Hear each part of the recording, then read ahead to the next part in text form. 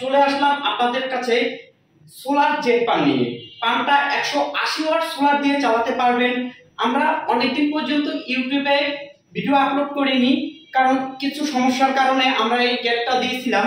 তো এখন আবারও ভালো মানের একটা অরিজিনাল কপার কয়েলের পাম্প নিয়ে চলে আসলাম। এই পাম্পটি হচ্ছে গিয়ে সোলার পাম্প। আপনারা চাইলে এই পাম্পটা ব্যাটারি দিয়েও চালাতে পারবেন। পাম্পটি দিয়ে আপনারা 40 থেকে 45 ফিট নিচ দিয়ে পানি অনায়াসে উত্তোলন করতে পারবেন।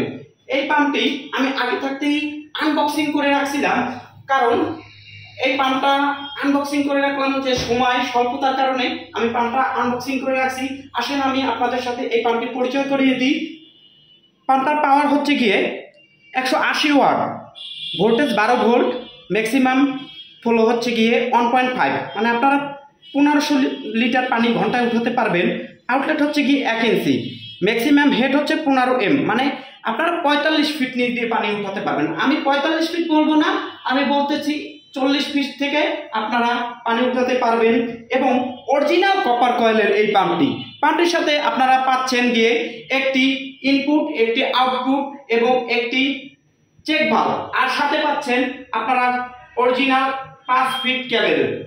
আপনারা এই পাম্পটি যদি নিতে চান আমাদের স্ক্রিনে দেওয়া নাম্বারে যোগাযোগ করে নিতে পারেন। আসসালামু আলাইকুম।